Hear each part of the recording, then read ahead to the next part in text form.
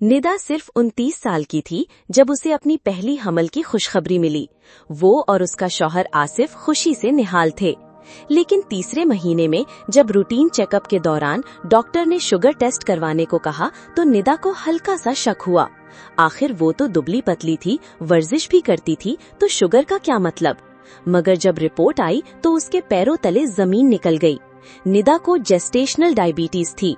इसका मतलब था कि हमल के दौरान उसका जिस्म शुगर को सही तरीके से प्रोसेस नहीं कर पा रहा था। निदा को इंसुलिन दी गई, हर रोज शुगर मॉनिटरिंग शुरू हुई और उसे खास डाइट पर रखा गया। बच्ची सही सलामत पैदा हुई, लेकिन क्या खतरा टल गया? बिल्कुल नहीं। निदा को अब सारी जिंदगी अपनी शुगर का ख्याल रखना था, क्योंकि एक बार जेस्टेशनल डायबिटीज हो जाए तो बाद में टाइप 2 डायबिटीज का खतरा 4 से 7 गुना बढ़ जाता है। इस वीडियो में हम बात करेंगे खवातीन में शुगर के इस खास पहलू पर, जेस्टेशनल डायबिटीज यानी हमल के दौरान पैदा होने वाली शुगर और उसके बाद जिंदगी भर जारी रहने वाला असर। मेरा नाम डॉक्टर राय है। मैं अमेरिका में इंटरनल मेडिसिन की सनद याफ्ता डॉक्टर हूँ। गुज़श्ता कई बरसों से मैं मरीजों की बीमारियों पर तहकीक और इलाज कर रही हूँ और मेरा खास शौक एंडोक्राइनोलॉजी यानी हार्मोनी बीमारियों और खवातीन की सेहत से मुताल्लिक मसाइल में है। मेरा बुनियादी मकसद ये है कि मैं आप तक सच्चाई पर मबनी, सादा और आम फहम जबान में मुस्तनद तिब्बी मालूमात पहुँचाऊँ। मैं चाहती हूँ कि आप अपनी सेहत के बारे में बाखबर फैसले करने के काबिल हों और किसी भी गलत फहमी का शिकार न हों। जेस्टेशनल डायबिटीज यानी हमल के दौरान शुगर एक ऐसी हालत है जो हर साल दुनिया भर में लाखों खवातीन को मुतासिर करती है। इसका ताल्लुक सिर्फ हमल से नहीं बल्कि मुस्तकबिल की सेहत से भी जुड़ा होता है। जब कोई औरत हामिला होती है तो उसके जिस्म में कई हार्मोन्स का इखराज बढ़ जाता है, जिनमें से कुछ इंसुलिन की कारकर्दगी को मुतासिर करते हैं। अगर इंसुलिन मौसर तरीके से काम ना करे तो शुगर खून में बढ़ना शुरू हो जाती है।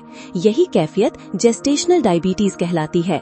ये बीमारी अक्सर तीसरे महीने से छठे महीने के दरमियान सामने आती है और बाज़ औक़ात बगैर किसी अलामत के पाई जाती है। इसलिए स्क्रीनिंग बहुत जरूरी है। हमल के दौरान अगर शुगर कंट्रोल ना हो तो इसके असरात माँ और बच्चे दोनों के लिए संगीन हो सकते हैं।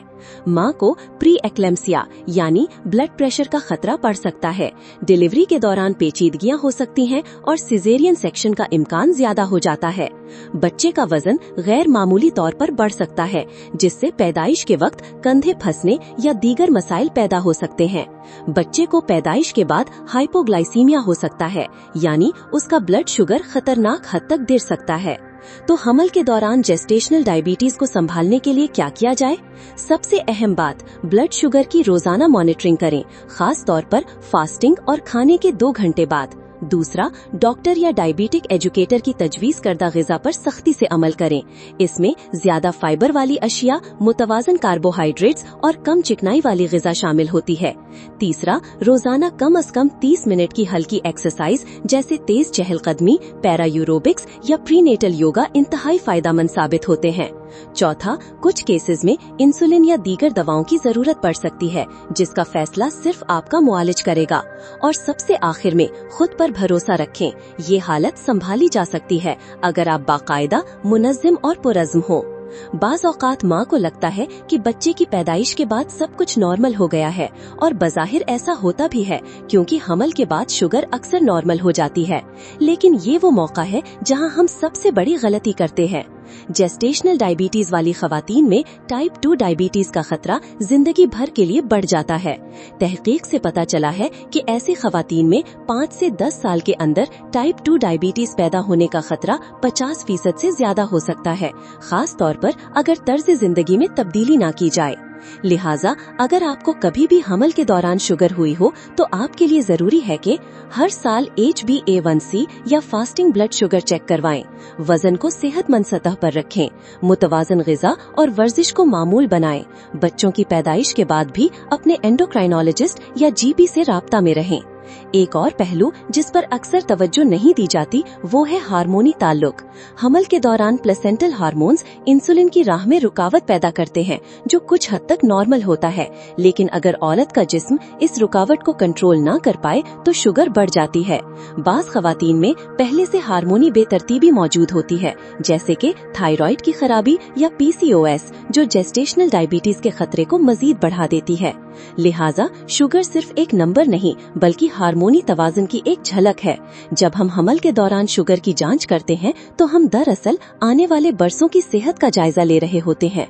एक पॉजिटिव बात यह है कि अगर हमल के बाद तर्ज जिंदगी बेहतर बनाया जाए, वजन कंट्रोल किया जाए और बर वक्त टेस्ट करवाए जाएं, तो टाइप 2 डायबिटीज के खतरे को आधा या इससे भी कम किया जा सकता है।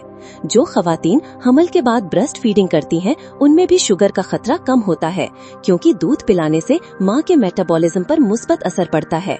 इसीलिए माहिरीन मशवरा देते हैं कि कम से कम 6 माह तक बच्चे को सिर्फ मां का दूध दिया जाए। अगर आप या आपकी किसी अजीज को जेस्टेशनल डायबिटीज हो चुकी हो तो इस बात को कभी नजरअंदाज न करें। बच्चे की पैदाइश के बाद पहला 6 हफ्ते बाद शुगर टेस्ट करवाना जरूरी है और उसके बाद हर साल मॉनिटरिंग जारी रखें। याद रखें, आपकी सेहत सिर्फ आपकी नहीं बल्कि आपके बच्चे, आपके खानदान और आने वाली नस्लों की सेहत से जुड़ी है। एक बाखबर कदम, एक वक्त पर किया गया टेस्ट और एक सादा सी आदत जैसे मुतवाजन ग़िज़ा या रोजाना की 30 मिनट की वॉक आपको और आपके प्यारों को लंबी और सेहतमंद जिंदगी दे सकती है। अगर आपको ये वीडियो मालूमाती और मददगार लगी तो बराए करम हमारे चैनल द वेलनेस डॉग को सब्सक्राइब करें।